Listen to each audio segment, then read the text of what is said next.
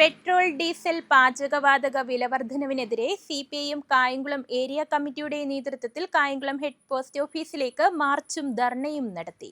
Petrol, diesel, പാചകവാതക വിലവർദ്ധനവിനെതിരെയാണ് CPIM Kayamkulam area കമ്മിറ്റിയുടെ നേതൃത്വത്തിൽ കായംകുളം ഹെഡ് പോസ്റ്റ് ഓഫീസിലേക്ക് മാർച്ചും ധർണയും സംഘടിപ്പിച്ചത്. ധർണ സിപിഐഎം സംസ്ഥാന കമ്മിറ്റി അംഗം അഡ്വക്കേറ്റ് കെ.എച്ച്. ബാബുജാൻ ഉദ്ഘാടനം ചെയ്തു. ജനം ഗാർഹിക ആവശ്യങ്ങൾക്കുള്ളതിനും അതുപോലെ തന്നെ വാണിജ്യ ആവശ്യങ്ങൾക്കുള്ളതിനും എല്ലാം നമ്മുടെ പാചകവാതകത്തിന്റെ വില ഭീകരമായ രൂപത്തിൽ വർദ്ധിപ്പിച്ചുകൊണ്ടിരിക്കുകയാണ്. ഇതിന്റെ എല്ലാം ഭാഗമായി ജനങ്ങൾ അതീവ ദുരിതത്തിലേക്ക് മാറുകയാണ്. പെട്രോളിയം ഉൽപ്പന്നങ്ങളുടെ വില വർദ്ധിക്കുന്നത് വഴി ഉണ്ടാകുന്ന പ്രത്യാഘാതം വാഹനം ഓടിക്കുന്നവർക്ക് മാത്രമുള്ള പ്രശ്നമല്ല, ഇതെല്ലാവർക്കും അറിയുന്ന കാര്യമാണ്. ചരക്ക് ഗതാഗതത്തിൽ ഡീസലും പെട്രോളും അതിന്റെ ഉപയോഗം എല്ലാവർക്കും അറിയാം.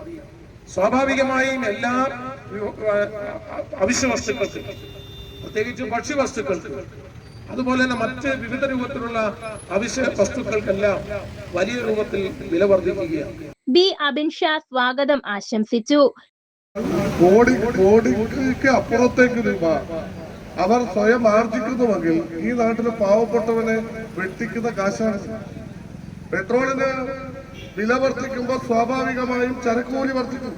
ചരക്കുകൂലി വർദ്ധിക്കുമ്പോൾ ഇവിടെ നിത്യോപയോഗ സാധനങ്ങളുടെ വില കൂടും.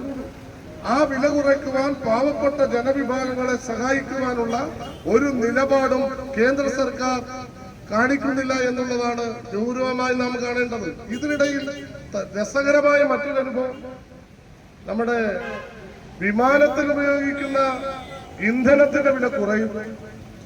അതാരെ സഹായിച്ചത്? വിമാനത്തിൽ ഉപയോഗിക്കുന്ന ഇന്ധനത്തിന്റെ വില കുറയുമ്പോ വിമാനക്കൂലി കൂടുകയാണ്.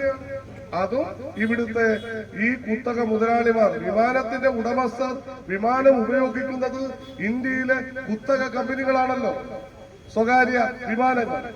അഡാനിയെ പോലെയുള്ളവരെ സഹായിക്കാനാണ് അവിടെയും.